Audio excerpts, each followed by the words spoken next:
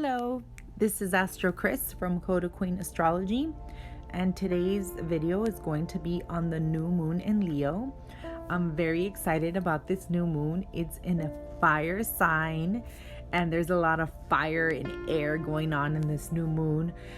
Fire and air rule creativity, so I'm very excited to provide you with the forecast. So I am going to be speaking in general about what's going on when the new moon forms, and I will make follow-up videos on every sign and how every sign will be impacted with this new moon energy. So if you're interested, you like this video, please like, subscribe, and hit that notification bell, so like that once I post my new videos, you get notified and you get to see how this energy will impact you more personally. So let's get to it. Now, a new moon occurs when the sun and the moon conjunct together in the sky at the same degree. Thus, the sun's energy, the sun's brightness blinds the moon. The moon has no light, so it reflects the light of the sun, and when it's in the same degree, then she's not able to reflect any light, so we don't see her visible in the sky. In astrology, we call this a reprogramming, and this is why new moons bring new beginnings, because now the mother energy is with the father energy, the female and the masculine, and they're together and they're forming, they're uniting. It's like they're making love to each other. Then from there, after this, the moon continues to grow. So then she bears fruit. She is, as you can say, pregnant with a new life, a new purpose, something new that came from this conjunction. So this is why new moons are very creative. And now this is happening in a fire sign. The quality is fixed, which it's a very fixed energy. It's energy that maintains. It's not as changeable, more stubborn, more set in its ways. But needless to say, it's energy, and it's creative, and it's dynamic, and it's dramatic, and it's loving and romantic. That's all the energy of Leo. Leo rules children, creativity, romance, making love, having partners, drama, the stage, actors. So if you can see a lot of fun things, a lot of creative things. It rules the house of entrepreneurship, the fifth house. So those are things we create from our own passions, from our own hobbies, from our own love to do something. So you can see the flavor of Leo now. Now this is happening at 26-degree Leo, and Mercury is very nearby. He's at 28-degree Leo. And when Mercury is in the sign of Leo, this is like the prince energy. When the prince was trying on his dad's crown, and now he's bossing the servants around and telling them what to do, playing king, but he's not necessarily the king. Mercury rules our mind. And when Leo and Mercury energy come together, and when Mercury is in the sign of Leo, we get this mind that thinks regal, a mind that is fired up with ideas, with creativity, like dynamic energy. The problem with it is we have too many ideas, too much creativity going on, and we cannot execute it as easily, and because Mercury here is not honing down on the details. He's thinking more of the big picture. And soon after this new moon, Mercury will go into the sign of Virgo, which is a sign that Mercury rules. And that's when we'll see the impact in how the thought process works. So whatever ideas, creativity, whatever comes out of this new moon, whatever intentions you set, you're going to really see Mercury working on them, because right now he is next to the sun and the moon, and he's also getting reprogrammed at the same time. So this new moon is coming with Mercury's and like energy as well. So he's going to be able to assist and execute this for the next cycle. The first thing that came to mind was when I looked at this new moon chart that we're looking at here, is a kite. So in astrology, we have aspects, which are these lines in the middle, right? And these aspects are the way that the planets are communicating with each other. And depending on what type of aspects, if it's a red aspects mean tension, blue means harmony, harmonious energy, and light blue is slightly harmonious, slightly slight tension. So every program kind of labels their aspects a little different. This is how the colors are set. So in this chart here, we see a lot of blue going on. There's a lot of blue, nice flowing energy. Now, the thing that I noticed the most was these planets, the sun, moon, and Mercury, and they were trining the south node. Then from there, the south node trines Mars in the sign of Aries. And then from there, Aries shoots energy in two directions, as a sextile to the north node, which is a karmic node, and also as a trine to the new moon and Mercury. And then from here, we have another sextile with energy from the new moon and Mercury. So as we can see, there's three energy outlets. And then this one has two, and this one has two, right? But if we look at the bigger picture, so let's erase these right there. If we look at the bigger picture, there's also another aspect here, and this is the backbone. And this looks like a kite. So it's a kite that's pointing down. It just happens to point down. This is a time that the new moon occurs in the Los Angeles area. So it's pointing down. It's pointing towards the cusp of the third and fourth house. So I'm not going to interpret that because that's more individualized. We have to see how this energy blends into your chart, and I'll do that in the following videos I make. But in this forecast, we're only focusing on how the planets are talking at this time. And as you can see, this is a kite, and this is the backbone of the kite right there. The north node and the south node are karmic aspects, and that's what's happening right now. We're dealing with this karmic aspect, and the nodes have been activated for quite some time. They're also on the galactic center. The south node is, which brings to mind at this point that we need to learn from our past beliefs, spiritual beliefs, blockages, built up patterns, because it's also in the sign of Sagittarius. So Sagittarius really rules our beliefs and our spiritual beliefs specifically. It's also our philosophies. We were educated, or how we educated ourselves, how we explored learning. It's the higher mind. And Mercury is, I don't want to say it's a lower mind, but it's the curious mind. So this is the child that is learning a language. And the Sagittarius energy is the adult that knows 5 languages. And because of the skills that it learned as a Gemini, it evolved from that, and now it learned more. It accumulated more knowledge. So the backbone of this kite is asking us to release something karmic, something that's been holding us back, something that we haven't really been able to integrate into our lives, to really make it part of a practice versus a hobby, right? So it's not a daily practice. It's not something that we're doing as a habit. It's more of a hobby. So we're being asked to change our beliefs around limits, to be more curious, to be more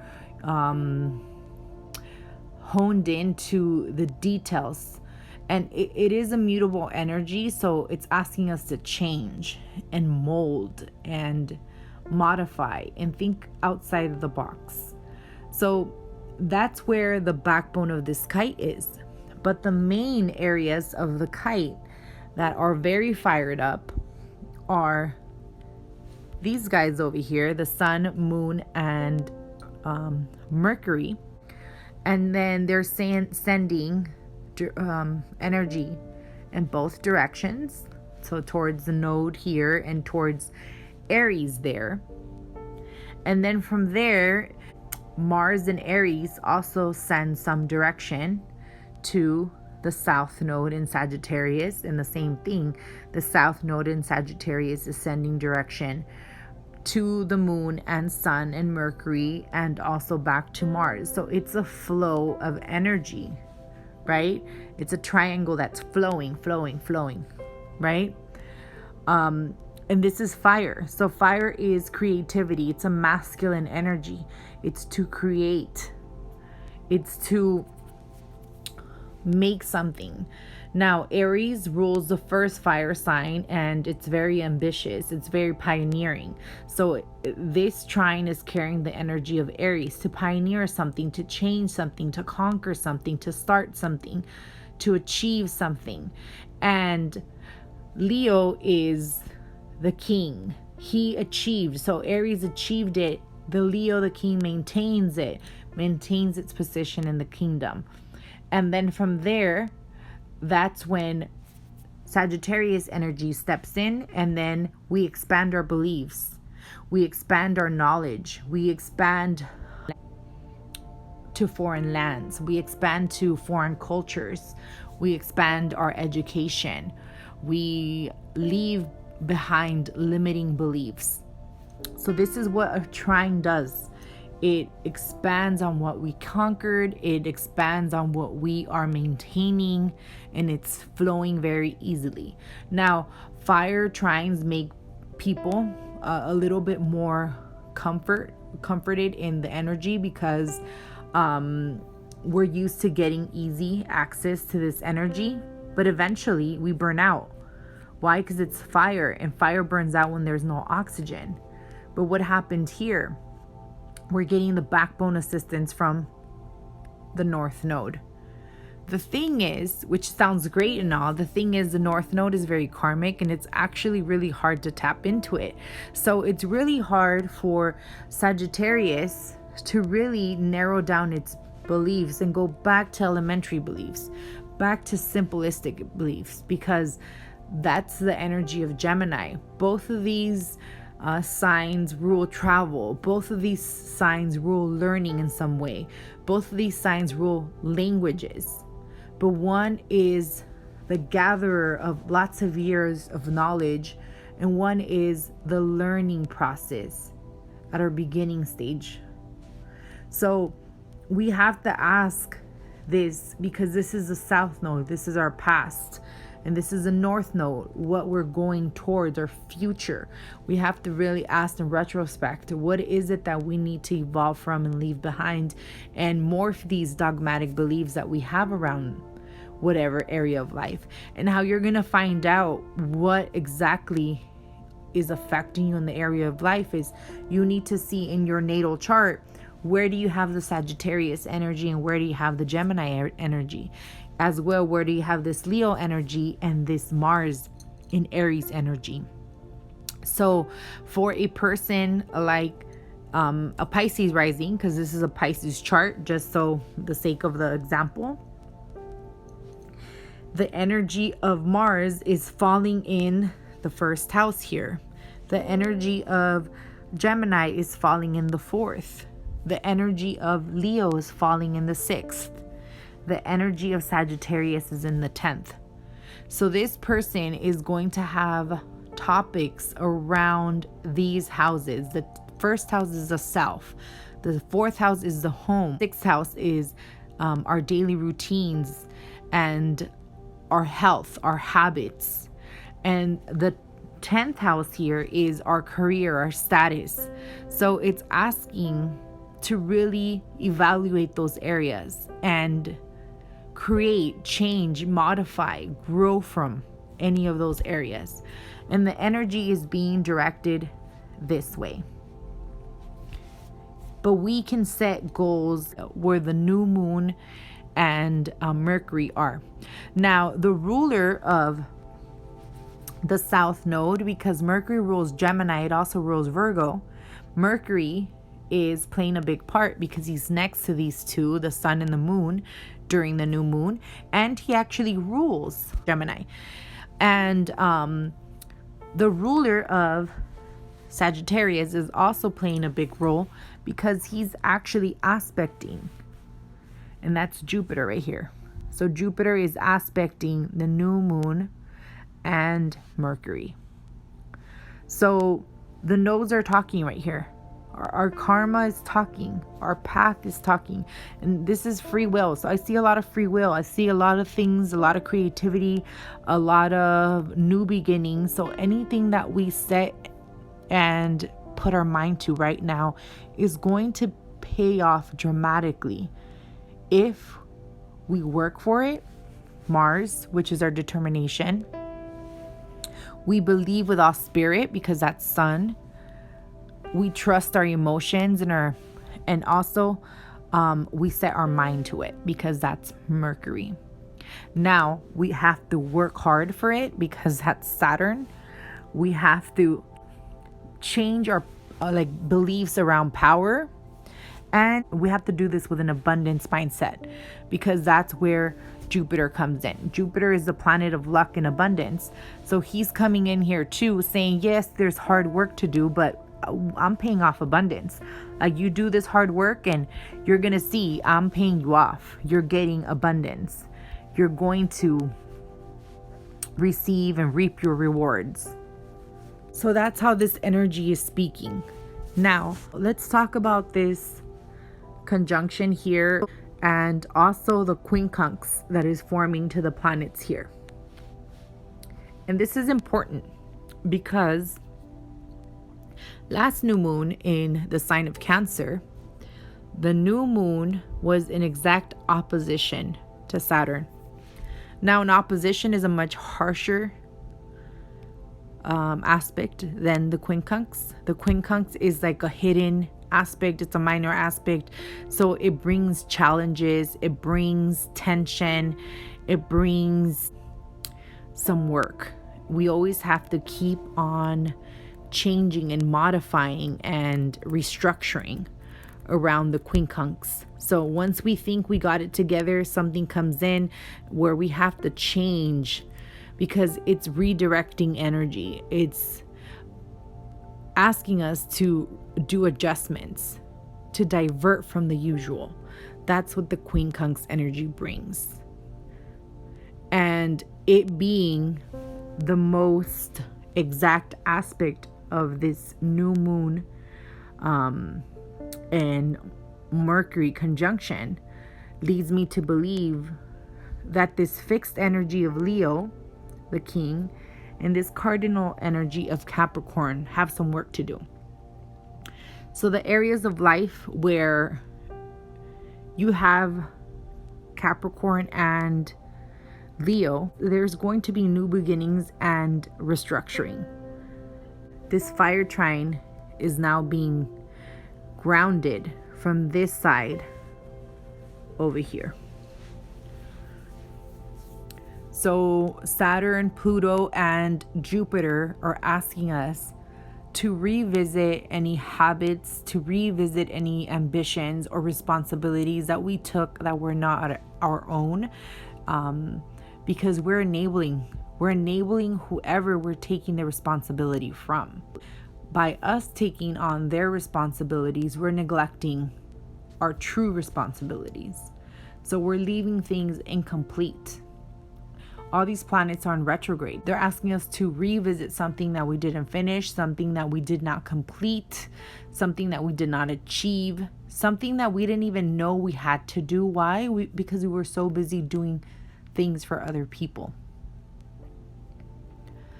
So this kite is being grounded by this Capricornian energy.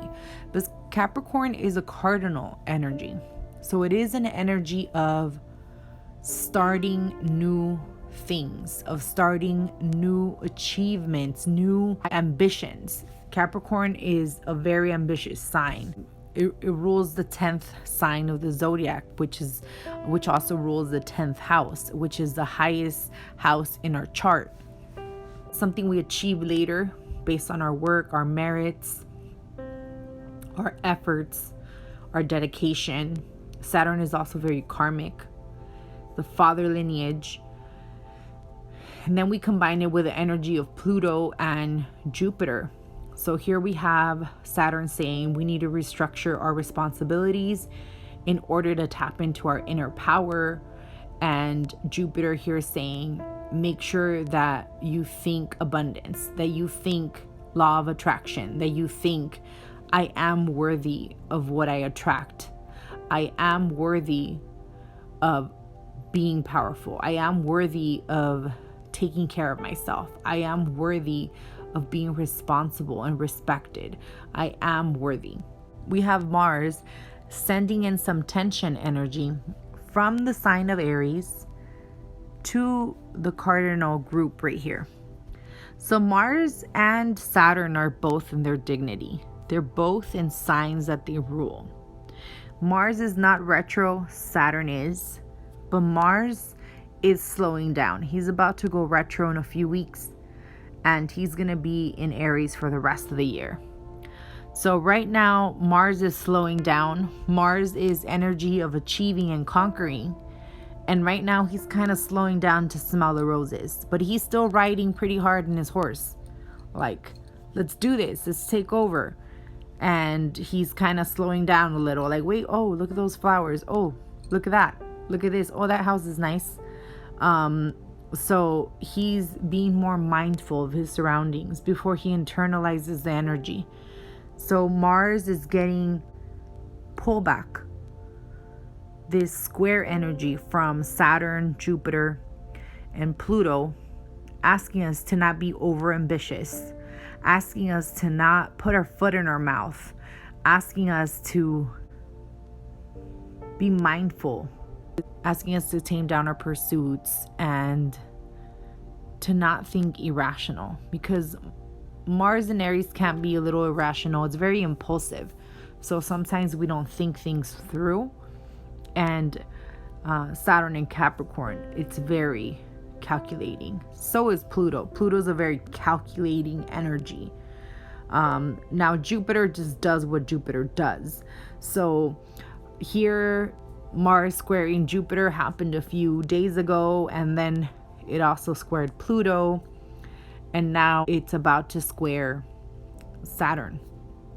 So Mars and Saturn square is about power struggles, the power within us. This can also burn us out because Mars is our drive and Saturn is our achievements. And as you know, we need a lot of drive to achieve, but they're speaking intention now. So the outlet for these energies is going to be creativity through the moon, through the sun, and Mercury. Why? Because Mars is sending positive energy to that pair. And so are the nodes. The nodes are sending positive energy to that. Right? And here, the only thing that we have for attention is Saturn and Pluto just asking us, like, just hold on, just wait up. I'm going to let this kite fly high, but I'm still tying it down to a tree trunk. It's grounding our energy. It's grounding our creativity. So I really see this energy as we could create whatever we want. We can dream big. We could achieve a lot of things, but we still need to be realistic. That's really what I'm seeing here. So whatever seeds we plant now, we need to make sure we don't just water them. We need to make sure we're nurturing them, we're caring for them, we're singing to them, and our plants will bear fruit. they will bear fruit. So we just need to do it in a more strategic way, organized way, and with lots of determination. The aspects for love here are Venus in Cancer and Uranus in the sign of Taurus. Now, Venus rules the sign of Taurus, and the moon rules the sign of Cancer.